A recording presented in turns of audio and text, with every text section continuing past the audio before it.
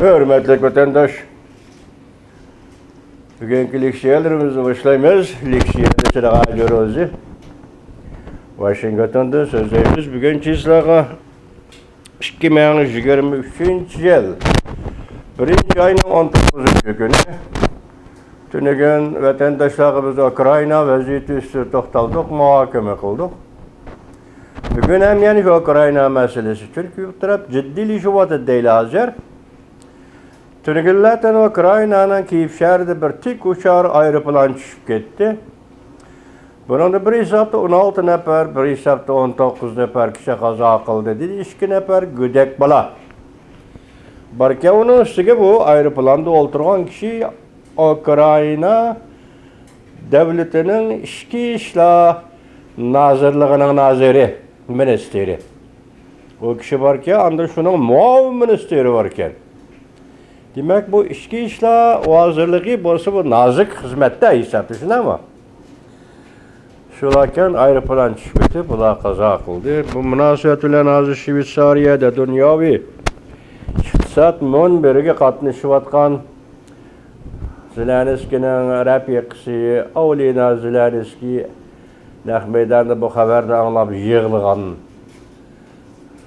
bo'ldi. Öksüp yig'ildi, haqiqatan yig'ildi. Anda Birleşken Devletler Teşkilatı turuşu Ukrayna'nın vekillerine aytdı. Qattiq ibarlar bilan so'zladi. Sizlar dedi.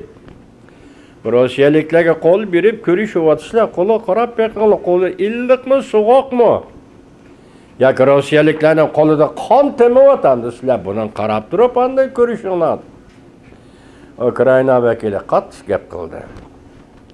Biz tungi vatandaşlarga nima dedik? Masalan, biz Kandiliza Rais xonimning so'zlagan so'zni vatandaşlarga topshirdik. Sobiq davlat ishlar kotibi Kandiliza Rais xonim dediki, biz 1914-yili vaziyatga qarab turdik, kutib turdik, kuzatib turdik, lekin oxiri aralashdik. Bu so'zning ma'nosi nima vatandaş tushungan demagan edik, bugun so'zlaylik buni.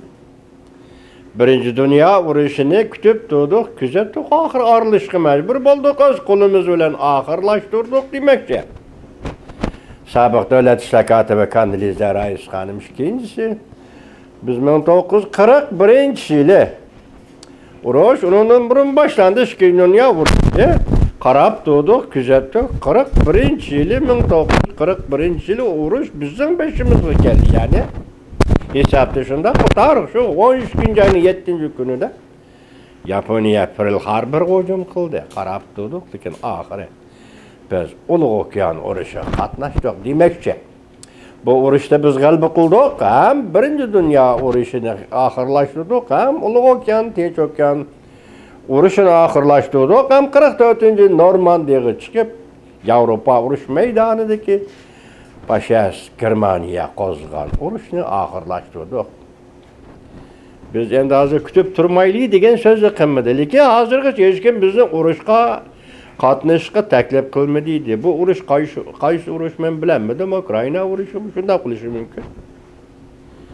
Dediki, andan Kandiliza Rais xonim biz yordam beraylik, Ukrayna talab qilgan qurol-yarog'ni yordam beraylik dedi. Qo'llaylik Ukraynani dedi.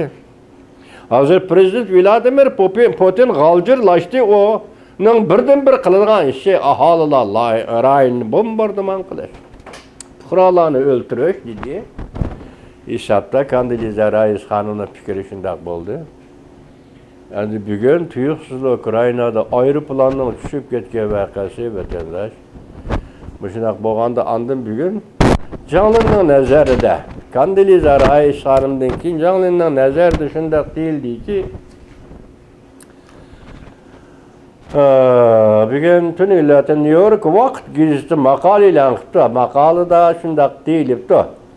Amerika Qo'shma Shtatlari va Yevropa ittifoqi hozir Ukrayna armiyasining Krimiyani qaytarib olishini qo'llaydigan bo'ldi dedi.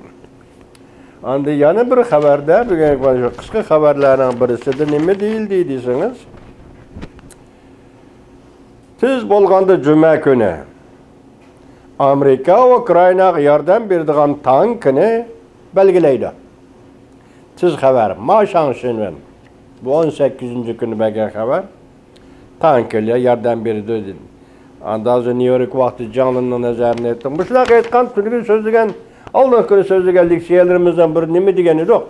Agar Rusya Federatsiyasi Krimiyadan ayrılıp kaladigan bolsa Prezident Vladimir Putin'nin taxtdan tushkuniga barobarli emas, o taxtdan tushkuniga barobardan ortiq bir ish bo'ladi. Ya'ni demakchi, Prezident Vladimir Putin Rossiyaga rahbarlik qilgandan boshlab ta hozirgacha ishlagan xizmatlar, mayli siyosat sohasidagi xizmat, mayli iqtisod sohasida xizmat, hammasi bir aqli tugishida Krimiyadan chiqib ketadi. Yosh mush darajaga yetdimi? Hozir ham Jonlinning nazari nima dedi? Qo'llaydigan bo'ldi. Ukraina armiyasining New York vaqtiga shunday e'lon qildi. Ukraina armiyasining Krimiyani qaytarib olishini qo'llaydigan bo'ldi. Bugungi vaziyat shu. Ukraina aeroplan voqeasi hozir tekshirilib deyildi xabarda. Uning oxirgi natijasi nima bo'lib chiqdi, uni shu vaqtda ko'ramiz, hurmatli vatandoshlar. Bugun sizlarga so'zlaydiganimiz shu, ham leksiya, ham vaziyat muhokama deb tushunsangiz bo'ladi.